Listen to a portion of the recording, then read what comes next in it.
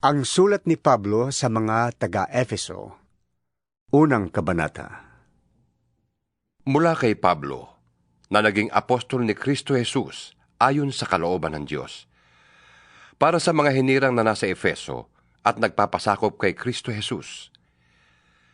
Sumainyo nawa ang pagpapala at kapayapaang mula sa Diyos na ating Ama at sa Panginoong Hesukristo. Purihin ang Diyos at Ama ng ating Panginoong Hesukristo. Pinagkalooban niya tayo ng lahat ng pagpapalang espiritual at makalangit dahil sa ating pakikipag-isa kay Kristo. Bago palikhain ang sanlibutan, ay hinirang na niya tayo upang maging Kanya sa pamamagitan ng ating pakikipag-isa kay Kristo, upang tayo'y maging banal at walang kapintasan sa harap niya. Dahil sa pag-iibig ng Diyos, tayo'y Kanyang pinili upang maging anak niya sa pamamagitan ni Hesukristo. Iyan ang Kanyang layunin at kalooban. Purihin natin Siya dahil sa Kanyang kahangahangang pagkalinga sa atin sa pamamagitan ng Kanyang minamahal na anak. Tinubos tayo ni Kristo sa pamamagitan ng Kanyang dugo, at sa gayon ay pinatawad na ang ating mga kasalanan. Ganoong kadakila ang kagandahang loob na ibinigay niya sa atin. Sa pamamagitan ng Kanyang karunungan at kaalaman, ipinaunawa sa atin ng Diyos ang Kanyang lihim na layunin na isa sa katuparan sa pamamagitan ni Kristo pagdating ng takdang panahon. Ang layunin niyang ito ay pag-isahin ang lahat ng nilikha sa langit at sa lupa, at si Kristo ang Pangulo. Dahil kay Kristo, kami naging bayan ng Diyos na Siyang nagsagawa ng lahat ng bagay ayon sa Kanyang layunin at kalooban. Kami hinirang niya noong panguna para sa Kanyang ikararangal. Kaming mga unang umasa sa Kanya. Kayo man ay naging bayan ng Diyos matapos ninyong marinig ang salita ng katotohanan, ang magandang balita na nagdudulot ng kaligtasan. Sumampalataya kayo kay Kristo, kaya't ipinagkaloob sa inyo ang Espiritu Santo na ipinangako ng Diyos bilang tatak ng pagkahirang sa inyo. Ang Espiritu ang katibayan na makakamit natin ang mga pangako ng Diyos sa atin, hanggang kamta natin ang lubos na kaligtasan. Purihin natin ang Kanyang kadakilaan. Kaya nga, mula nang mabalitaan ko ang tungkol sa inyong pananalig sa Panginoong Hesus at ang inyong pag-ibig sa lahat ng Kanyang hinirang, walang tigil ang pasasalamat ko sa Diyos para sa inyo tuwing ipinapanalangin ko kayo. Hinihiling ko sa Diyos ng ating Panginoong Hesukristo, ang maluwalhating Ama, na ipagkaloob niya sa inyo ang Espiritu na nagbibigay ng karunungan at nagpapahayag tungkol sa Diyos upang lubos niyo siyang makilala. Naway liwanagan ng Diyos ang inyong isip upang malaman ninyo kung ano ang inyong inaasahan sa Kanyang pagkatawag sa inyo, kung ano ang kalwalhatiang inilaan niya para sa Kanyang mga banal, at kung ano ang di masukat na kapangyarihang kaloob niya sa atin na mga nananalig sa Kanya. Ang kapangyarihan ding yon ang muling bumuhay kay Kristo at nag-upo sa Kanya sa kanan ng Diyos sa kalangitan.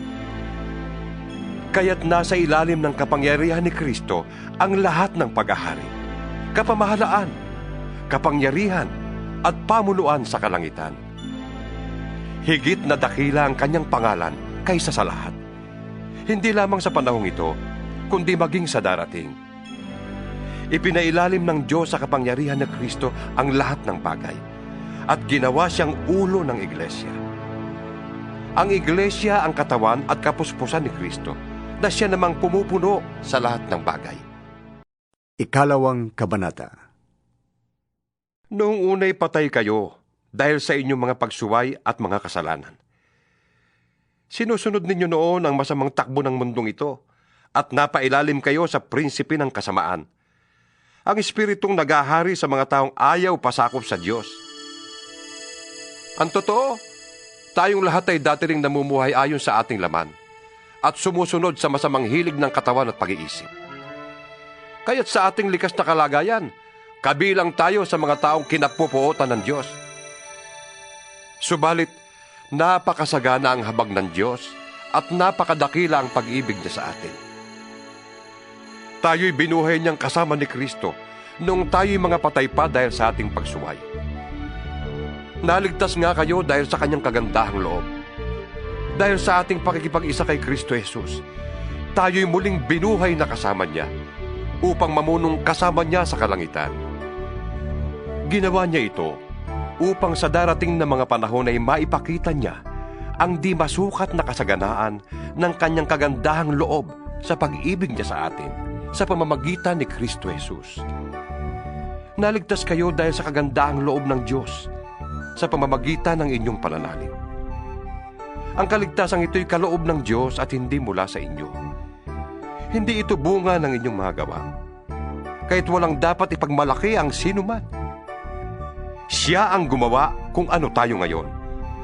At sa pamamagitan ni Kristo Jesus, tayo'y nilalang niya upang iukol natin ang ating buhay sa paggawa ng mabuti. Yan ang layuning pinili ng Diyos para sa atin noong una pa man. Kaya't alalahanin ninyo ang dati ninyong kalagayan. Kayo'y ipinanganak na mga hintil at di tuli ang tawag sa inyo ng mga Hudyo. Ang mga Hudyo naman ay tinatawag na mga tuli dahil sa ginagawa nila sa kanilang katawan. Noong panahong yon, hiwalay kayo kay Kristo. Hindi kabilang sa bayang Israel at di saklaw ng tipang nababatay sa mga pangako ng Diyos. Nooy nabubuhay kayong walang pag-asa at walang Diyos. Ngunit ngayon, dahil sa inyong pakikipag-isa kay Kristo Jesus, kayong dati malayo ay inilapit sa pamamagitan ng kanyang dugo.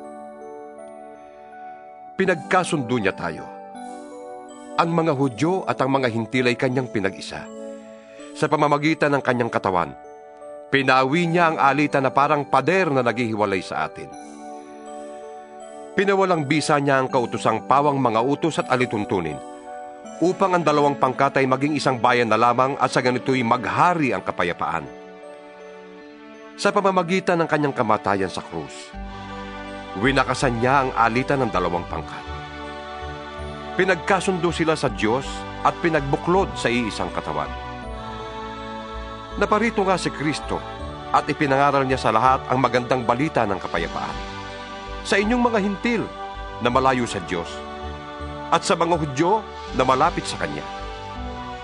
Dahil kay Kristo, tayo'y kapwa nakakalapit sa Ama sa pamamagitan ng iisang Espiritu.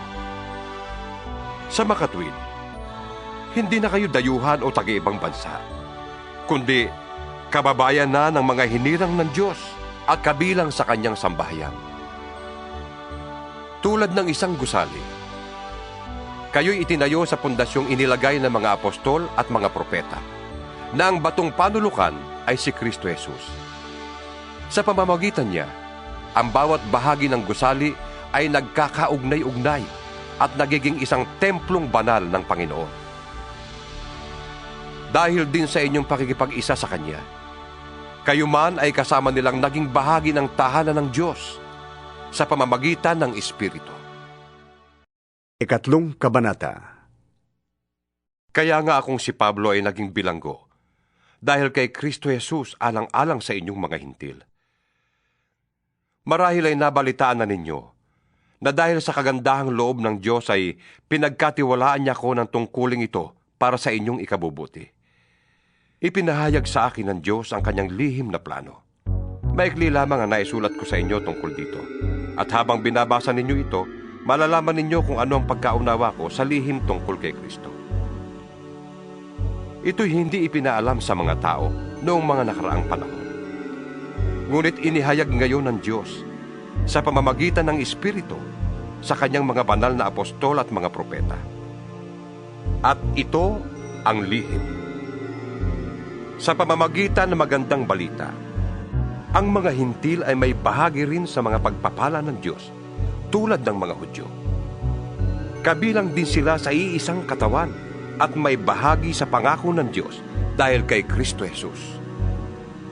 Sa kagandahang loob ng Diyos, ako'y ginawa niyang tagapangaral na magandang balita. Ang tungkuling ito'y ibinigay niya sa akin sa pamamagitan ng kanyang kapangyarihan. Ako ang pinakahamak sa mga hinirang ng Diyos. Ngunit minarapat niyang ipagkaloob sa akin ang tungkuling ito, ang mangaral na magandang balita sa mga hintil, tungkol sa di masukat na kayamanan ni Kristo. At magpaliwanag sa lahat kung paano isasagawa ng Diyos ang kanyang lihim na plano. Sa mga nakaraang panahon, ay inilihim ito ng Diyos na lumikha ng lahat ng bagay. Ginawa niya ito upang sa pamamagitan ng Iglesia ay maipakilala ngayon sa mga pinuno at mga may kapangyarihan sa sangkalangitan ang walang hanggang karunungan ng Diyos na nahahayag sa iba't ibang paraan.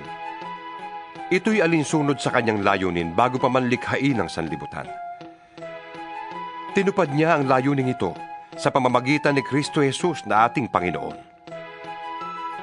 Dahil sa ating pakikipag-isa at pananalig sa Kanya, makakalapit tayo sa Diyos ng may pagtitiwala at panatag ang loob.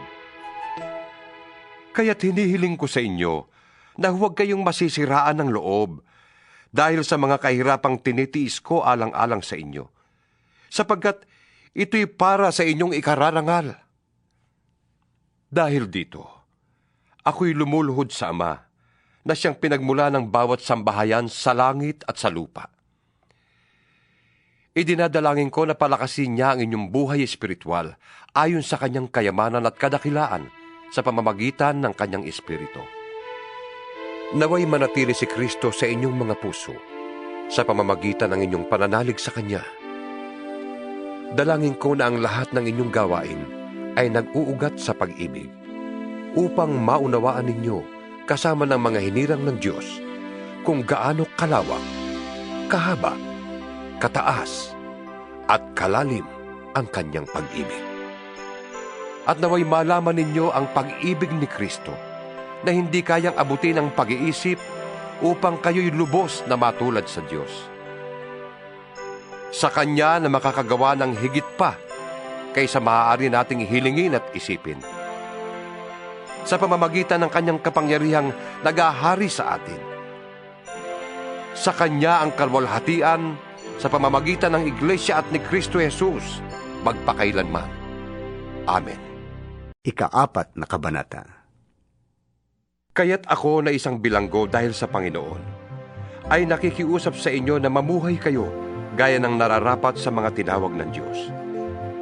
Kayo'y maging mapagpakumbaba, malumanay, at matyaga. Magmahalang kayo at magpasensya sa isa't isa.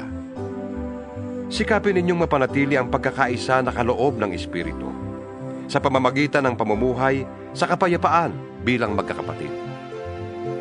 Iisa lamang ang katawan. Iisa rin ang Espiritu. Tayo ay tinawag din sa iisang pag-asa. Tayo ay may iisang Panginoon lamang.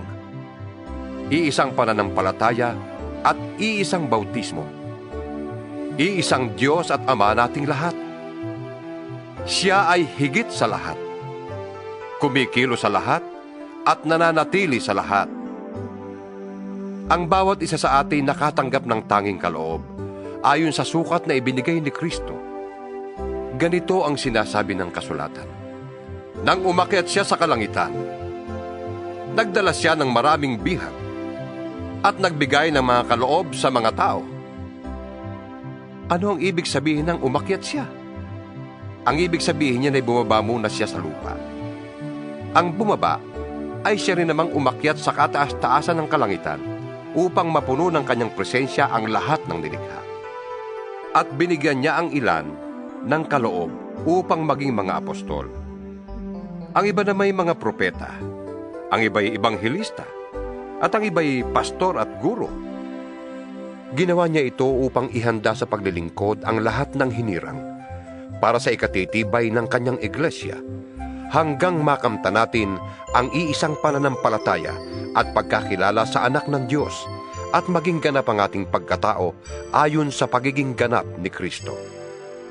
Hindi na tayo magiging tulad sa mga batang madaling matangay ng sari-saring aral. Hindi na tayo maililigaw ng mga taong ang hangad ay dalhin tayo sa kamalian sa pamamagitan ng kanilang katusuhan at panlilinlang.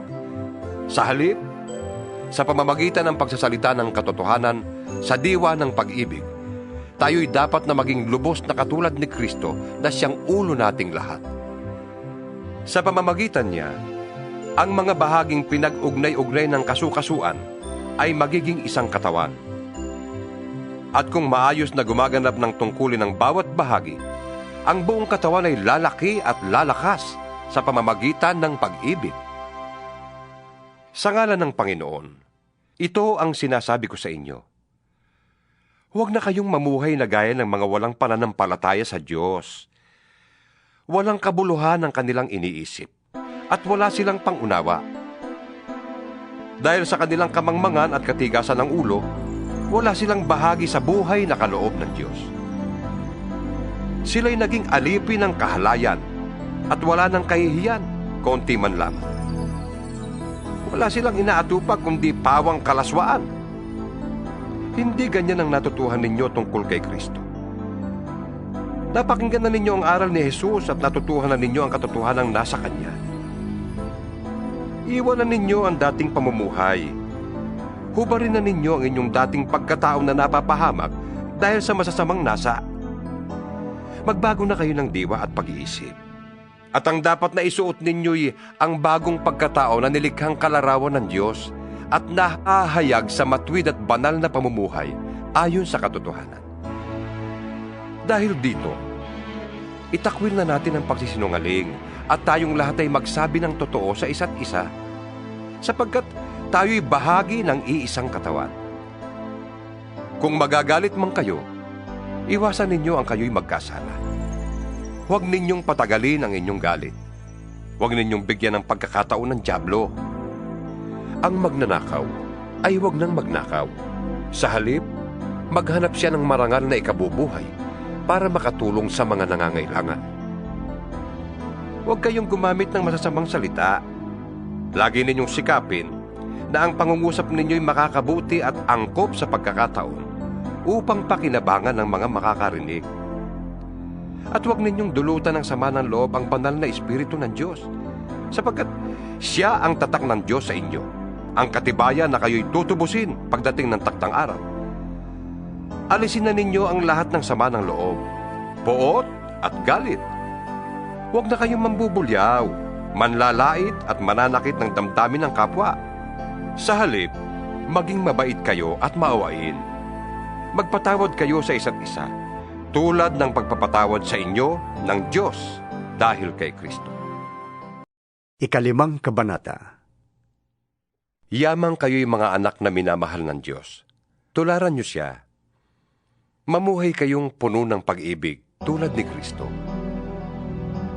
Dahil sa kanyang pag-ibig sa atin, inialay niya ang kanyang buhay bilang mabangong alay at handog sa Diyos.